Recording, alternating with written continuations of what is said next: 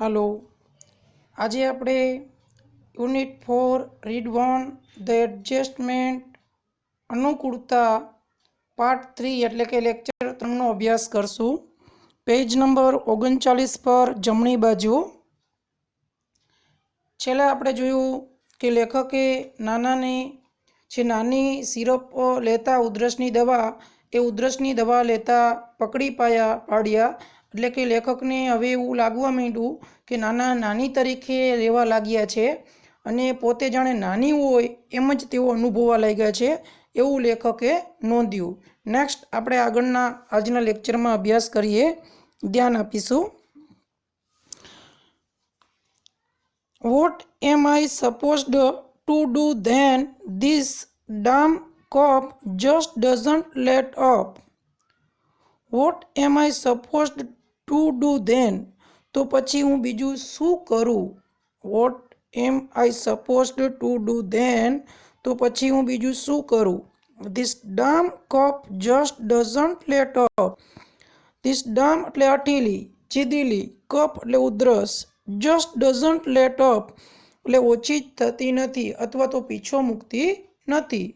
તો પછી હું બીજું શું કરું?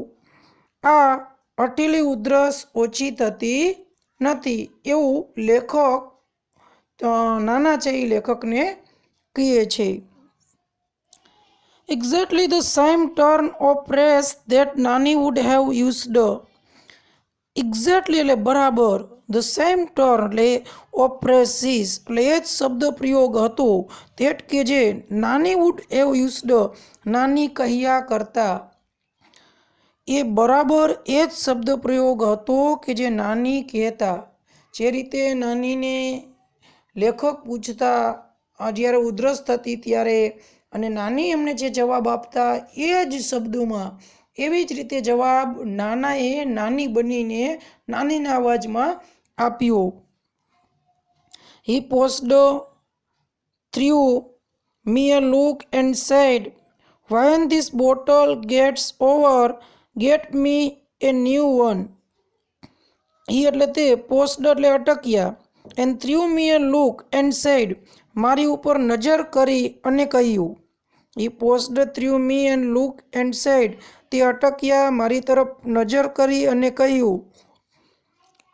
When this bottle gets over, get me a new one. જ્યારે આ બોટલ, આ શીશી પૂરી થઈ જાય ત્યારે get me a new one મને એક નવી લઈ આવી આપજે।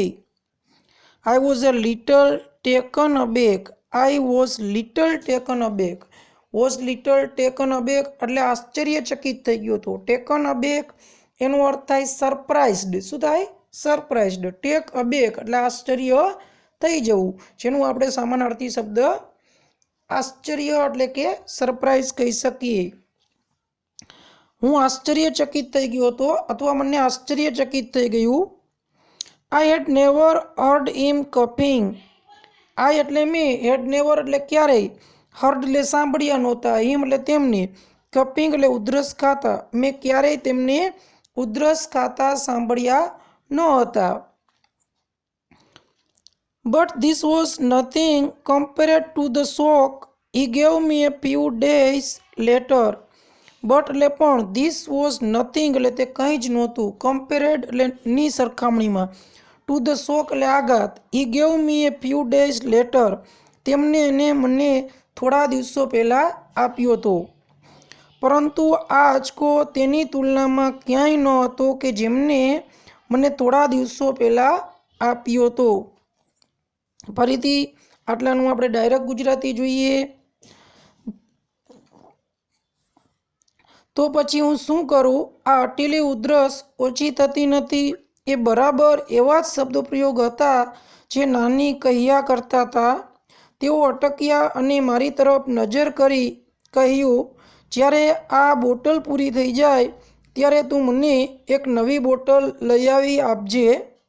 મને આશ્ચર્ય થયું, મેં ક્યારેય એમને ઉધરસ ખાતા સાંભળ્યા જ નહોતા, પરંતુ આંચકો તેની તુલનામાં ક્યાંય ન હતો જે એમને મને થોડા દિવસો પહેલાં આપ્યો હતો। નેક્સ્ટ ત્યાર પછી જોઈએ। I told him, Nana, let's go to a salon you need A hair cut. I told હિમ એટલે મેં તેમને કહ્યું. નાના let's go to A salon. નાના ચાલો આપણે કોઈ વાળંદની દુકાને જઈએ. You need hair cut. તમારે વાળ કાપવાની જરૂર છે. નીડ એટલે જરૂર છે, હેર કટ એટલે વાળ કાપવાની. નાના ચાલો આપણે કોઈ વાળંદની દુકાને જઈએ, તમારે વાળ કાપવાની જરૂર છે. I insisted if you don't want to go then I will call a barber home. I insisted એટલે મેં આગ્રહપૂર્વક કહ્યું. ઇન્સ્ટિટેડ એટલે આગ્રહપૂર્વક કહ્યું. ઇફ એટલે જો, you do not want to go જો તમે જવા ઈચ્છતા ન હોય, તમારે વાળંદની દુકાને જવાની ઈચ્છા ન હોય, તો ધેન તો પછી આઈ will call a barber home તો હું વાળંદને ઘરે બોલાવી લાવ. મેં આગ્રહપૂર્વક કહ્યું જો તમે વાળંદની દુકાને જવા ન ઈચ્છતા હોય તો હું વાળંદને ઘરે બોલાવી લાવું. He did not even bother to look at me this time. એ સમયે તેમને મારી સામે જોવાની પણ ચિંતા કરી નહીં અથવા તો તસ્દી લીધી નહીં. હી એટલે તેને, ડીડ નોટ ઇવન બોધર એટલે ચિંતા લીધી નહીં, તસ્દી લીધી નહીં. ટુ લુક એટ મી એટલે મારા તરફ જોવાનું. ધીસ ટાઈમ એટલે એ સમય. He began to shake his head. No no he will kill me. He does not like my haircut short. He will never approve. He એટલે તે, began to shake his head એટલે તેને તેમનું માથું હલાવીને ના પાડવા લાગ્યા. નો નો એટલે ના પાડી. તે તેમનું માથું હલાવીને ના પાડવા લાગ્યા.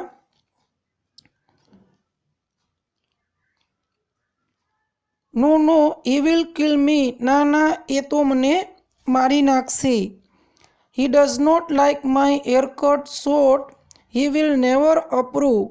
તેમને એટલે કે નાનાને હું ટૂંકા વાળ રાખું એટલે કે મારા ટૂંકા વાળ ગમતા નથી, તે મને ટૂંકા વાળ રાખવાની છૂટ આપશે નહીં. વિલ નેવર અપ્રૂવ એટલે મંજૂરી આપશે નહીં, છૂટ આપશે નહીં.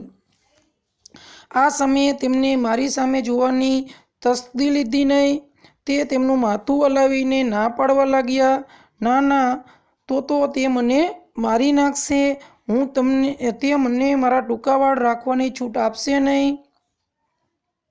નેક્સ્ટ ત્યાર પછી, his intonation was nasal exactly like Nani's. નાનીની જેમ જ એ સમયે તેઓ નાકમાંથી બોલતા હતા. It seemed as if it was Nani who was speaking. It seemed એટલે એવું લાગ્યું, એઝ ઇફ એટલે જાણે કે, ઇટ વોઝ નાની તે નાની હતા, હુ વોઝ સ્પીકિંગ એવું લાગ્યું જાણે કે નાની બોલતા હોય તે રીતે જ તે બોલ્યા. આઈ મૂવ્ડ બેક એ લિટલ વરીડ. હું થોડી ચિંતા સાથે પાછો હટી ગયો. મૂવ્ડ બેક એટલે પાછો હટી ગયો.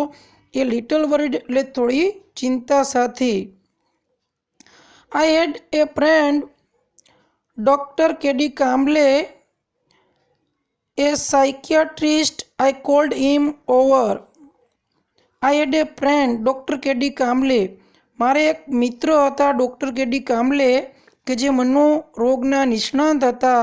આઈ કોલ્ડ હિમ ઓવર મેં તેમને બોલાવી લીધા. મારે એક ડૉક્ટર કેડી કામ્બલે નામના મનોરોગના નિષ્ણાત હતા, એમને મેં બોલાવી લીધા. હી ટોક્ડ ટુ નાના એટ લેન્થ ફોર અવર્સ. હી એટલે તેને, ટોક્ડ ટુ નાના એટલે નાના સાથે વાત કરી, એટ લેન્થ ફોર અવર્સ એટલે કલાકો સુધી. હી ટોક્ડ ટુ નાના એટ લેન્થ ફોર અવર્સ તેને નાના સાથે કલાકો સુધી બહુ લાંબી વાતો કરી. મોસ્ટ ઓફ ધ ટાઈમ નાના કેપ્ટ ક્વાઇટ મોટાભાગના સમયે નાના ચૂપ રહ્યા. મોસ્ટ ઓફ ધ ટાઈમ એટલે મોટાભાગના સમયે. નાના કેપ્ટ ક્વાઇટ એટલે ચૂપ રહ્યા. He did not answer most of Dr. કામ્બલે's queries. તેમણે ડૉક્ટર કામ્બલેના મોટાભાગના પ્રશ્નના જવાબ ન આપ્યા. ડીડ નોટ આન્સર એટલે જવાબ ન આપ્યા. મોસ્ટ ઓફ ડૉક્ટર કામ્બલે's queries એટલે doctor કામ્બલેની ક્વેરીના પ્રશ્નોત્તરના. But when he did, he spoke like Nana normally did and in his own voice. પણ જ્યારે તેમને જવાબ આપ્યો અને બોલ્યા ત્યારે જેમ નાના સામાન્ય રીતે બોલે તેવી રીતે જ તેમને તેમના અવાજમાં કહ્યું. Something else became evident too. Something કંઈક else એટલે બીજું, became evident too એટલે પ્રૂફ બન્યું, કંઈક બીજું છે એ પુરાવારૂપ મળી ગયું. To one of the numbers of questions that Dr. Kamble asked him, doctor Kamble સંખ્યાબંધ પ્રશ્ન પૂછ્યા, એમાંના એક પ્રશ્નના જવાબમાં તેમને કહ્યું, he said એટલે તેને કહ્યું, this only she can answer. આનો તેણી એક જ જવાબ આપી શકશે, આનો તેણી માત્ર જ જવાબ આપી શકશે.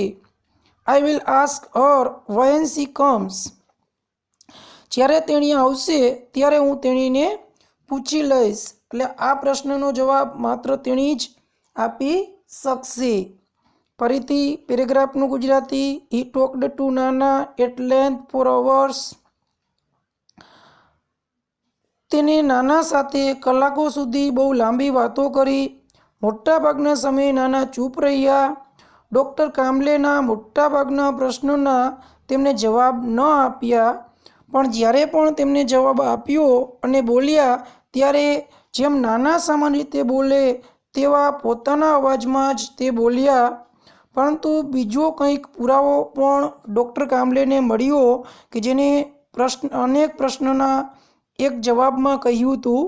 આનો જવાબ તે જ આપી શકશે એમ નાનાએ કીધું. ઘણા બધા નાનાએ પ્રશ્ન પૂછ્યા, ડૉક્ટર કામ્બલે નાનાને ઘણા બધા પ્રશ્ન પૂછ્યા, પણ કોઈ પ્રશ્નના એને જવાબ ન આપ્યા.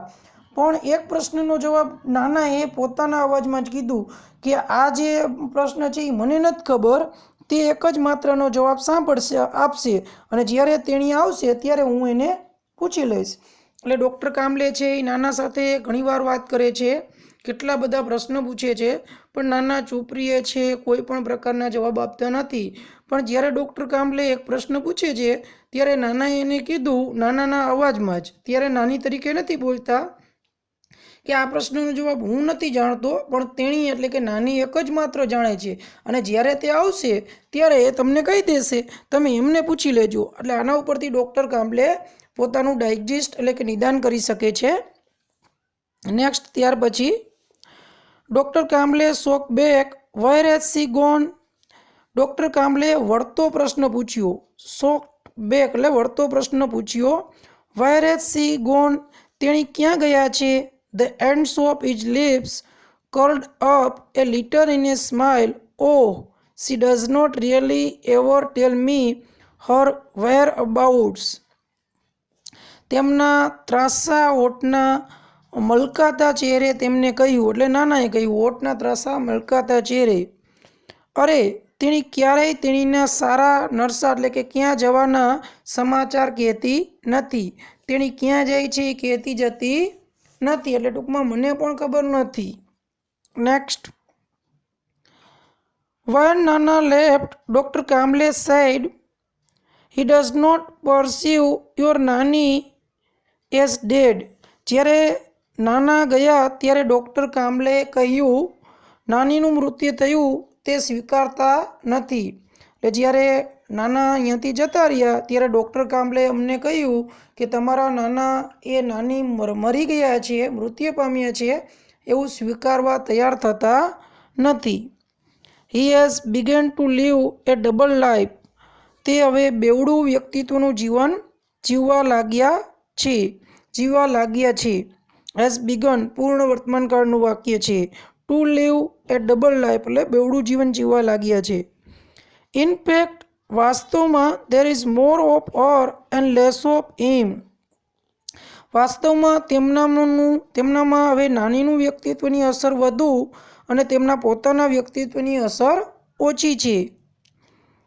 Vote ever happens it happens to her. જે કાંઈ ઘટના બને છે તે નાની સાથેની જ બને છે. She is the one who needs to be fed. તેઓ નાનીની ખોરાકની જરૂર માટે ખાય છે. She is the one who needs to be fed.